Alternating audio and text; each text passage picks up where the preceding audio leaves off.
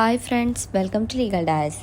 ഈ ഒരു വീഡിയോ നമ്മൾ ഡിസ്കസ് ചെയ്യാൻ പോകുന്നത് ട്രേഡ് ഇൻ ഇൻ്റലക്ച്വൽ പ്രോപ്പർട്ടി എന്ന് പറയുന്ന സബ്ജക്റ്റിൻ്റെ അണ്ടറിൽ വരുന്ന പ്രൊസീജിയർ ഫോർ ഒബ്റ്റെയിനിങ് പേറ്റൻറ്റ് എന്നുള്ളൊരു ടോപ്പിക്കിൻ്റെ ബാലൻസ് ആണ്. അപ്പോൾ കഴിഞ്ഞ വീഡിയോയിൽ നമ്മൾ ഇതിൻ്റെ 2 പ്രൊസീജിയേഴ്സ് ഡിസ്കസ് ചെയ്തിട്ടുണ്ടായിരുന്നു. അപ്പോൾ ആ വീഡിയോസ് കാണാത്തവരാണെങ്കിൽ ലിങ്ക് ഡിസ്ക്രിപ്ഷനിൽ കൊടുത്തിരിക്കുന്നത് ചെക്ക് ചെയ്ത് നോക്കുക.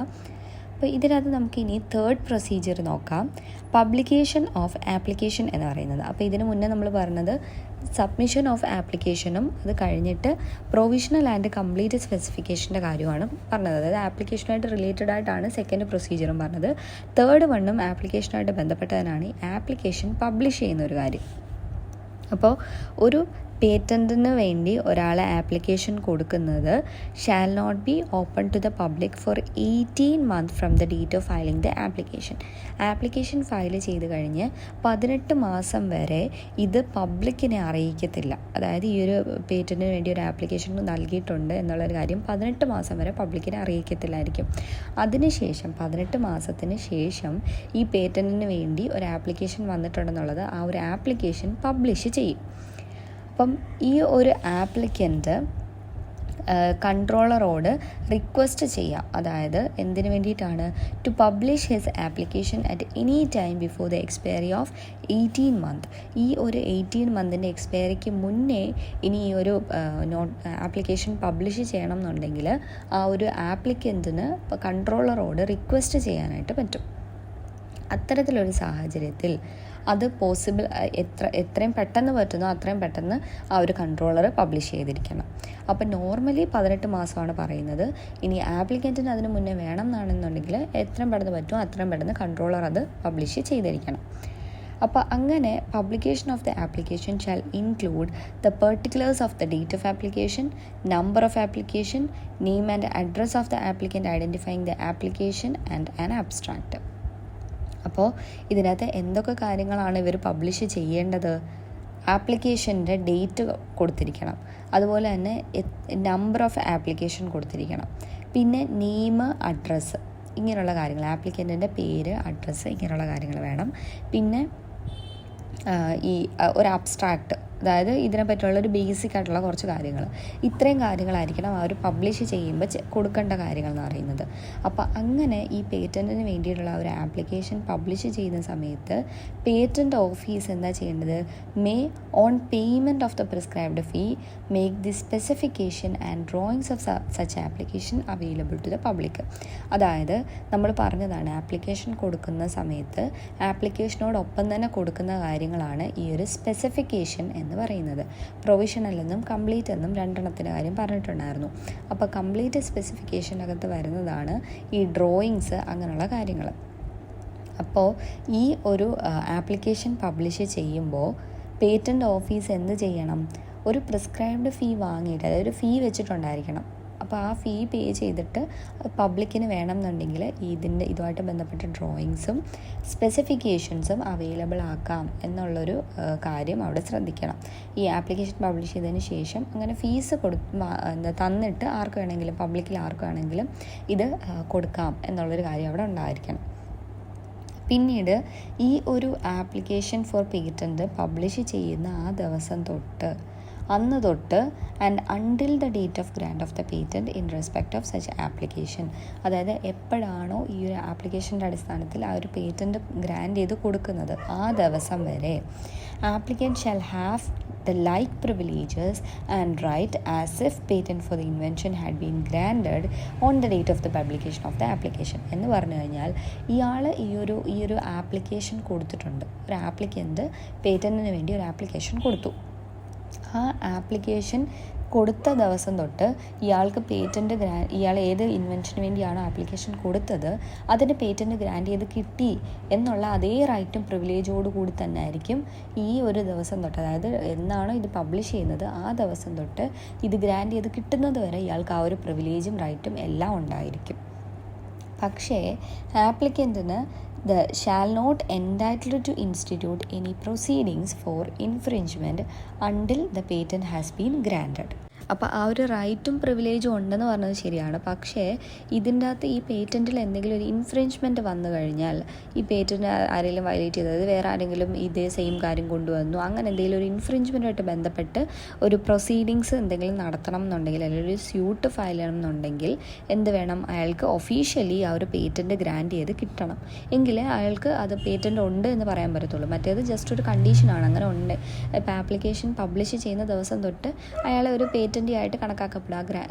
ഗ്രാൻഡ് ചെയ്ത് കിട്ടിയതുപോലെ ആ ഒരു പ്രിവിലേജ്, ആ ഒരു സ്റ്റേറ്റസ് ആണ് കിട്ടുന്നതെങ്കിൽ പോലും ഇൻഫ്രിഞ്ച്മെൻറ്റ് വന്നു കഴിഞ്ഞാൽ പ്രൊസീഡിങ്സ് ഇൻസ്റ്റിറ്റ്യൂട്ട് ചെയ്യുന്ന സമയത്ത് അത് ഇൻസ്റ്റിറ്റ്യൂട്ട് ചെയ്യാനായിട്ട് അയാൾക്ക് പറ്റണം എന്നുണ്ടെങ്കിൽ എന്ത് വേണം, പേറ്റൻറ്റ് ഗ്രാൻഡ് ചെയ്ത് കിട്ടണം.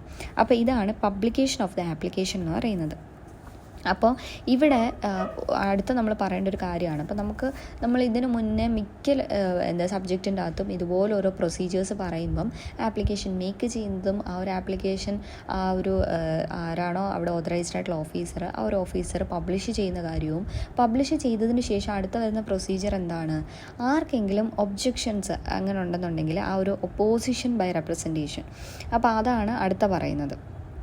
അപ്പം ഇവിടെ അങ്ങനെ ആർക്കെങ്കിലും ഒപ്പോസിഷൻ ഉണ്ടെന്നുണ്ടെങ്കിൽ അത് പറയണം. അപ്പോൾ അതാണ് അടുത്തത് പറയുന്നത്. അതായത് സെക്ഷൻ 25 പ്രകാരം ഒരു ആപ്ലിക്കേഷൻ ഫോർ പേറ്റൻറ്റ് പബ്ലിഷ് ചെയ്തു, പക്ഷേ പേറ്റൻറ്റ് ഗ്രാൻഡ് ചെയ്ത് കൊടുത്തിട്ടില്ല. അപ്പോൾ അങ്ങനെയുള്ള സാഹചര്യത്തിൽ ഏതൊരാൾക്ക് വേണമെങ്കിലും ഇൻ റൈറ്റിങ്ങിൽ, അതായത് എഴുതി കൊടുത്തുകൊണ്ട് ഒരു represent by way of opposition to the controller against the grant of patent, അതായത് പേറ്റൻറ്റ് കൊടുക്കരുത് എന്ന് പറഞ്ഞിട്ട് ഒരു ഒപ്പോസിഷനായിട്ട്, അതായത് ഇതിനെ ഒപ്പോസ് ചെയ്യുന്ന രീതിയിൽ അയാൾക്ക് ഒരു ഇൻ റൈറ്റിങ്ങിൽ കൺട്രോളർക്ക് ഒരു ആപ്ലിക്കേഷൻ മേക്ക് ചെയ്യാനായിട്ട് അത് ഒപ്പോസിഷൻ കൊടുക്കാനായിട്ട് പറ്റും. അപ്പം ഇവിടെ അങ്ങനെ കൊടുക്കണം എന്നുണ്ടെന്നുണ്ടെങ്കിൽ കുറച്ച് കണ്ടീഷൻസ് വേണം. അപ്പോൾ അതെന്തൊക്കെയാണെന്ന് നോക്കിക്കഴിഞ്ഞാൽ, ഫസ്റ്റ് എന്ന് പറയുമ്പം patentability including novelty, inventive step and industrial application. അപ്പം ആ ഒരു ഗ്രൗണ്ട്സ് പറയുന്നത് എന്താണ്, ഇപ്പം നോവൽറ്റി ആയിട്ട് ബന്ധപ്പെട്ട് എന്തെങ്കിലും ഒപ്പോസിഷൻ വരികയാണ്, അല്ലെങ്കിൽ ഇപ്പം നമ്മൾ എല്ലാം നമ്മൾ പറയുന്ന സമയത്ത് നമ്മൾ തുടക്കം പറഞ്ഞ ആ ഒരു ഇൻട്രൊഡക്ഷനിൽ പറഞ്ഞ കാര്യങ്ങളൊക്കെ നമുക്ക് കൃത്യമായിട്ട് മനസ്സിലായാലേ ഇപ്പോൾ ഈ പറയുന്ന പോയിൻറ്റ്സ് ക്ലിയർ ആവത്തുള്ളൂ. കാര്യം നമ്മൾ ആദ്യമേ പറഞ്ഞിട്ടുണ്ടായിരുന്നു, ഒരു പേറ്റൻറ്റ് കിട്ടണം എന്നുണ്ടെങ്കിൽ ഒരു ഇൻവെൻഷൻ അവിടെ ഉണ്ടായിരിക്കണം. ആ ഇൻവെൻഷൻ എങ്ങനെ ആയിരിക്കണം എന്നാണ് പറയുന്നത്, പുതിയതായിരിക്കണം, പിന്നെ അവിടെ ഒരു ഇൻവെൻറ്റീവ് സ്റ്റെപ്പ് ഉണ്ടായിരിക്കണം, ഇത് ഇൻഡസ്ട്രിയൽ ആപ്ലിക്കേഷന് പറ്റുന്നതായിരിക്കണം, ഇങ്ങനെയുള്ള കുറച്ച് കണ്ടീഷൻ പറഞ്ഞിട്ടുണ്ടായിരുന്നു. അപ്പോൾ ഇവിടെ പറയുന്നത് അതുമായിട്ട് ബന്ധപ്പെട്ട് ആ നോവൽറ്റിയോ ഇൻവെൻറ്റീവ് സ്റ്റെപ്പോ ഇൻഡസ്ട്രിയൽ ആപ്ലിക്കേഷനായിട്ട് ബന്ധപ്പെട്ട് എന്തെങ്കിലും ഒരു ഒബ്ജെക്ഷൻ വന്നു കഴിഞ്ഞാൽ അത് അയാൾക്ക് ഒബ്ജക്റ്റ് ചെയ്യാം, അതൊരു ഗ്രൗണ്ടാണ്. രണ്ടെന്ന് പറഞ്ഞു കഴിഞ്ഞാൽ നോൺ ഡിസ്ക്ലോഷർ അല്ലെങ്കിൽ wrongful mentioning in complete specification, source and geographical origin of biological material used in the invention and anticipation of invention by the knowledge oral or otherwise available within any local or indigenous community in India or elsewhere. അപ്പം ഇവിടെ എന്താ പറയുന്നത്, ഒരു non disclosure, അതായത് എന്തെങ്കിലും ഒരു കാര്യം disclose ചെയ്തില്ല, അപ്പോൾ ഡിസ്ക്ലോസ് ചെയ്യണമെന്നാണ് നോർമലി ഉള്ള കണ്ടീഷൻ.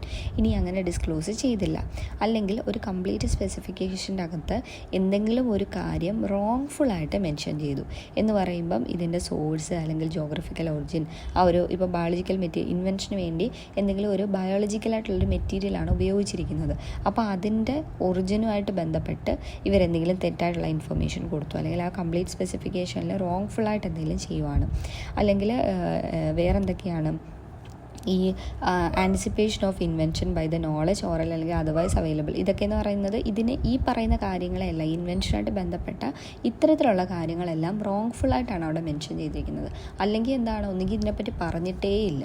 അപ്പോൾ ഇങ്ങനെ രണ്ട് ഗ്രൗണ്ടിൽ വേണമെങ്കിലും എന്ത് ചെയ്യാൻ പറ്റും, ഒപ്പോസിഷൻ കൊടുക്കാൻ പറ്റും. അപ്പോൾ representation for opposition shall be filed within a period not exceeding 3 months from the date of publication of the application or before the grant of patent whichever is later, and shall include a statement and evidence in support of the representation and a request for hearing it so desired. അപ്പോൾ എന്തൊക്കെയാണ് പറയുന്നത്, അങ്ങനെ ഒരു opposition by representation എന്നാണ് നമ്മളതിനെ പറയുന്നത്. അപ്പം അങ്ങനെ ഒപ്പോസിഷന് വേണ്ടി ഒരു റെപ്രസെൻറ്റേഷൻ കൊടുക്കുന്നുണ്ടെങ്കിൽ അത് എത്ര നാളിനുള്ളിൽ ഫയൽ ചെയ്തിരിക്കണം, ഈ ഒരു ആപ്ലിക്കേഷൻ പബ്ലിഷ് ചെയ്ത് കഴിഞ്ഞാൽ, ആപ്ലിക്കേഷൻ ഫയൽ ചെയ്യുമല്ല, ആപ്ലിക്കേഷൻ ഫയൽ ചെയ്ത് സ്പെസിഫിക്കേഷൻ കൊടുത്തതിന് ശേഷമാണ് കൺട്രോളർ ഈ 18 മാസത്തിന് ശേഷമോ അല്ലെങ്കിൽ ആ ഒരു ആപ്ലിക്കൻറ്റിൻ്റെ പേറ്റൻറ്റിൻ്റെ ആവശ്യപ്രകാരം അതിന് മുന്നേ ആയിട്ടോ പബ്ലിഷ് ചെയ്യുന്നത്. ആ പബ്ലിഷ് ചെയ്യുന്ന ദിവസം തൊട്ടുള്ള കാര്യമാണ് പറയുന്നത്. ആ ദിവസം തൊട്ട് 3 മാസത്തിനുള്ളിൽ ഈ ഒരു ഓപ്പോസിഷന് വേണ്ടിയുള്ള ഒരു റെപ്രസെൻറ്റേഷൻ ഫയൽ ചെയ്യാം. ഇനി അതല്ലാന്നുണ്ടെങ്കിൽ ഈ 3 മാസം അല്ലെന്നുണ്ടെങ്കിൽ പിന്നെ ഏതാണ് ടൈം പറയുന്നത്? പേറ്റൻറ്റ് ഗ്രാൻഡ് ചെയ്ത് കൊടുക്കുന്നതിന് മുൻപായിട്ട്. ഇപ്പോൾ സപ്പോസ് ആ ഒരു ആപ്ലിക്കേഷൻ പബ്ലിഷ് ചെയ്ത് കഴിഞ്ഞ് ഒരു 2 മാസത്തിനുള്ളിൽ, ഒരു 4 മാസത്തിനുള്ളിലാണ് പേറ്റൻറ്റ് കിട്ടുന്നത്. അപ്പോൾ ഒന്നെങ്കിൽ ആ ഒരു 4 മാസത്തിനുള്ളിലോ അല്ലെങ്കിൽ ഈ പറയുന്ന നോർമലി ഉള്ള കണ്ടീഷൻ പ്രകാരമുള്ള 3 മാസത്തിനുള്ളിലോ റെപ്രസെൻറ്റേഷൻ ഫോർ ഒപ്പോസിഷൻ മേക്ക് ചെയ്തിരിക്കണം. അവിടെ പറയുന്നുണ്ട് വിച്ച് എവർ ഈസ് ലേറ്റർ എന്നാണ് പറയുന്നത്. അപ്പോൾ ഏതാണോ കൂടുതലുള്ളത്. അപ്പോൾ ഈ ഒരു കേസിൽ നമുക്ക് എന്താ പറയാം, ഒരു 3 മന്തും 4 മന്തും, 3 മന്തിൻ്റെ നോർമൽ കേസും 4 മന്ത് എന്ന് പറയുന്നത് പേറ്റൻറ്റ് ഗ്രാൻഡ് ചെയ്ത് കൊടുക്കുന്നത് ഈ പബ്ലിക്കേഷൻ കഴിഞ്ഞ് 4 മന്തും ആണെന്നുണ്ടെങ്കിൽ ആ ഒരു 4 മന്തിനുള്ളിൽ അയാൾ എന്ത് ചെയ്താൽ മതി, ആ ഒരു ഒപ്പോസിഷൻ്റെ റെപ്രസെൻറ്റേഷൻ മേക്ക് ചെയ്താൽ മതി. അപ്പോൾ അങ്ങനെ വരുമ്പം ആ ഒപ്പോസിഷൻ ഫയൽ ചെയ്യുന്ന സമയത്ത് അതിൻ്റെ കൂട്ടത്തിൽ എന്തും കൂടെ വേണം, ഒരു സ്റ്റേറ്റ്മെൻറ്റ് ഉണ്ടായിരിക്കണം. എന്നിട്ട് ഇയാളുടെ ഈ ഒരു റെപ്രസെൻറ്റേഷനായിട്ട് ബന്ധപ്പെട്ട് അതിനെ സപ്പോർട്ട് ചെയ്യുന്ന തരത്തിലുള്ള എന്തെങ്കിലും ഒരു തെളിവുണ്ടായിരിക്കണം, ഒരു എവിഡൻസ് ഉണ്ടായിരിക്കണം. ഏത് ഗ്രൗണ്ടിലാണോ ഇയാൾ പറയുന്നത് അതിനുള്ള പ്രോപ്പർ എവിഡൻസ് കാണിച്ചിരിക്കണം. പിന്നെ ഇനി അവിടെ ഈ ഒരു കേസ് ഇത് കേൾക്കണം എന്നുള്ള, അതായത് ആ ഒരാളുടെ ഭാഗം, ഇതിപ്പോൾ റൈറ്റിങ്ങിലാണ് ഇത് ഫയൽ ചെയ്യുന്നത്, അയാളെ ഇത് കേൾക്കണം, പ്രോപ്പർ എവിഡൻസ് ഇയാൾക്ക് കാണിക്കണം. അങ്ങനെ കേൾക്കണം എന്നുണ്ടെന്നുണ്ടെങ്കിൽ ഒരു റിക്വസ്റ്റും കൂടെ മേക്ക് ചെയ്യാം. എനിക്കിങ്ങനെ കാര്യങ്ങൾ ബോധിപ്പിക്കാനുണ്ട് എന്ന് പറഞ്ഞിട്ട് അതും കൂടെ ആ ഒരു റിക്വസ്റ്റ് പോലെ അതിൻ്റെ കൂടെ ആ ഒരു ഒപ്പോസിഷൻ്റെ കൂടെ വെക്കാനായിട്ട് പറ്റും, ആ റെപ്രസെൻറ്റേഷൻ്റെ കൂടെ വെക്കാൻ പറ്റും. അപ്പോൾ ഇത്രയാണ് ഒപ്പോസിഷൻ ബൈ റെപ്രസെൻറ്റേഷൻ എന്ന് പറയുന്നത്. ഇനി അങ്ങനെ വരുന്ന സമയത്ത് അപ്പോൾ അത് കൊടുക്കുന്ന കാര്യം നമ്മൾ പറഞ്ഞു, അങ്ങനെ ഒരു ഒപ്പോസിഷന് വേണ്ടി ഒരു റെപ്രസെൻറ്റേഷൻ കൊടുക്കുന്നു. അപ്പോൾ കൺട്രോളർ എന്ത് ചെയ്യണം, അത്തരത്തിലുള്ള ഒരു റെപ്രസെൻറ്റേഷനെ കൺസിഡർ ചെയ്യണം. എപ്പോഴാണ്? only when a request for the examination of the application is filed by the applicant for the grant of patent. എന്ന് പറഞ്ഞു കഴിഞ്ഞാൽ ഈ പേറ്റൻറ്റ് ഗ്രാൻഡ് ചെയ്ത് കിട്ടുന്നതിന് വേണ്ടി ആപ്ലിക്കൻ്റ് എന്ത് ചെയ്യുവാണ്, ഒരു എക്സാമിനേഷൻ ഓഫ് ദ ആപ്ലിക്കേഷൻ എന്ന് പറഞ്ഞിട്ട് ഒരു റിക്വസ്റ്റ് ഫയൽ ചെയ്യുകയാണ്. അപ്പം അതായത് ഈ ഒരു ആപ്ലിക്കേഷൻ എക്സാമിൻ ചെയ്യണം എന്ന് പറഞ്ഞ് ഈ ആരാണ്, ആപ്ലിക്കൻ്റ് തന്നെ ഒരു റിക്വസ്റ്റ് കൊടുക്കുകയാണ്. അപ്പം അങ്ങനെ റിക്വസ്റ്റ് കൊടുക്കുന്ന സമയത്ത് എന്ത് കൺസിഡർ ചെയ്താൽ മതി, ഇത്തരത്തിലുള്ള ഒരു റെപ്രസെൻറ്റേഷനെ കൺസിഡർ ചെയ്താൽ മതി. അങ്ങനെ റെപ്രസെൻറ്റേഷൻ കൺസിഡർ ചെയ്തതിന് ശേഷം കൺട്രോളർക്ക് തോന്നുകയാണ് ഈ പേറ്റൻറ്റിന് വേണ്ടിയുള്ള ആപ്ലിക്കേഷൻ റെഫ്യൂസ് ചെയ്യണം. അപ്പോൾ അങ്ങനെ ഉണ്ടെന്നുണ്ടെങ്കിൽ എന്ത് ചെയ്യണം, അങ്ങനെ റെഫ്യൂസ് ചെയ്യുവാണെന്നുണ്ടെങ്കിൽ അത് ആപ്ലിക്കൻറ്റിനെ അറിയിച്ചിരിക്കണം. ആപ്ലിക്കൻ്റ് അതിനൊരു നോട്ടീസ് കൊടുത്തിരിക്കണം, ഇത് റെഫ്യൂസ് ചെയ്തു എന്ന് പറഞ്ഞിട്ട്. അപ്പം അത് നോട്ടീസ് ആപ്ലിക്കൻ്റ് റിസീവ് ചെയ്യുന്ന സമയത്ത് ആപ്ലിക്കൻറ്റിന് തോന്നുകയാണ് അയാളുടെ സ്റ്റേറ്റ്മെൻറ്റ് ഫയൽ ചെയ്യണം, അല്ലെങ്കിൽ അയാളുടെ ഭാഗം ക്ലിയർ ചെയ്യാനുള്ള എവിഡൻസ് കാണിക്കണം എന്ന് തോന്നിക്കഴിഞ്ഞാൽ എന്ത് ചെയ്യാം, 1 മാസത്തിനുള്ള ആ നോട്ടീസ് കിട്ടിക്കഴിഞ്ഞ് 1 മന്തിനുള്ളിൽ ഈ സ്റ്റേറ്റ്മെൻറ്റും എവിഡൻസും ഫയൽ ചെയ്യണം. ഇനി അങ്ങനെ on consideration of the statement evidence filed by the applicant, the controller may either refuse to grant a patent on the application or reject the representation. അപ്പോൾ അവിടെ എന്താ പറയുന്നത്, ഇനി ആ ഒരു സ്റ്റേറ്റ്മെൻറ്റും എവിഡൻസ് ആപ്ലിക്കൻ്റ് ഫയൽ ചെയ്തത് ഈ കൺട്രോളർ കൺട്രോളർ അത് സാറ്റിസ്ഫൈഡ് ആകുകയാണെന്നുണ്ടെങ്കിൽ കൺട്രോളർക്ക് എന്ത് ചെയ്യാം, ഒന്നെങ്കിൽ ആ ഒരു പേറ്റൻറ്റ് ഗ്രാൻഡ് ചെയ്ത് കൊടുക്കാനായിട്ട് വിസമ്മതിക്കാം, അതായത് റെഫ്യൂസ് ചെയ്യാം, ഈ ഒരു പേറ്റൻറ്റ് ഗ്രാൻഡ് ചെയ്ത് കൊടുക്കത്തില്ല എന്നുള്ളത്. അല്ലെങ്കിൽ ആ ഒരു റെപ്രസെൻറ്റേഷനെ റിജക്റ്റ് ചെയ്ത് കളയാനായിട്ട് പറ്റും. എന്ന് പറഞ്ഞാൽ പേറ്റൻറ്റ് ഗ്രാൻഡ് ചെയ്ത് കൊടുക്കാൻ പറ്റുന്നതാണ്. അപ്പം ഇങ്ങനെ 2 കാര്യങ്ങൾ അവിടെ ആ ഒരു കൺട്രോളർക്ക് ചെയ്യാൻ പറ്റും. അപ്പോൾ ഇതാണ് ആ ഒരു ആപ്ലിക്കേഷൻ പബ്ലിഷ് ചെയ്യുന്നതുമായിട്ട് ബന്ധപ്പെട്ട കാര്യങ്ങൾ. അപ്പോൾ ആദ്യം നമ്മൾ പറഞ്ഞത് ആപ്ലിക്കേഷൻ പബ്ലിഷ് ചെയ്യുന്ന പ്രൊസീജിയർ പറഞ്ഞു, അതിനുശേഷം പറഞ്ഞത് ഇതിൻ്റെ ഒപ്പോസിഷൻ ആണ് പറഞ്ഞത്, ഒപ്പോസിഷൻ ബൈ റെപ്രസെൻറ്റേഷൻ എന്നുള്ള കാര്യം പറഞ്ഞു, ആൻഡ് അതിൻ്റെ പ്രൊസീജിയർ എങ്ങനെയാണെന്നുള്ള കാര്യവും പറഞ്ഞു. അപ്പോൾ ഈ ഒരു വീഡിയോ ഇത്രേ ഉള്ളൂ. നമുക്കിതിൻ്റെ ബാലൻസ് പ്രൊസീജിയേഴ്സ് ഇനി അടുത്ത വീഡിയോയിൽ ഡിസ്കസ് ചെയ്യാം. സോ ഫ്രണ്ട്സ്, നിങ്ങൾക്ക് ഈ ഒരു വീഡിയോ യൂസ്ഫുൾ ആയെന്ന് തോന്നുകയാണെന്നുണ്ടെങ്കിൽ ലൈക്ക് ചെയ്യുക, നിങ്ങളുടെ ഫ്രണ്ട്സിനോട് ഇത് ഷെയർ ചെയ്ത് കൊടുക്കുക, ആൻഡ് ഈ ചാനൽ മറക്കാതെ സബ്സ്ക്രൈബ് ചെയ്യുക.